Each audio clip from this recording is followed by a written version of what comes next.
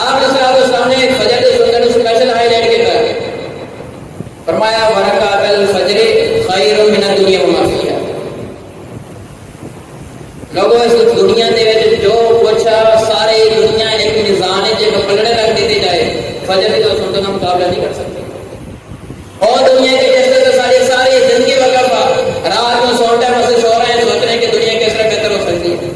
सुबह बेदारी के अंदर सबसे पहला जरा साडा मिशन है कि दुनिया किस तरह कमाई जा सकती है। बैठे में तलकीन है कैसे की तलकीन से दुनिया के रिश्तेदार एक दूसरे को जुदा ने लड़ाइयां ने वजह की है दुनिया या जमीन पैसा माल दौलत यही वजह है ना। रसूलुल्लाह सल्लल्लाहु अलैहि वसल्लम ने फरमाया कि रकातल फजर खैरुम मिनद दुनिया व मा फीहा।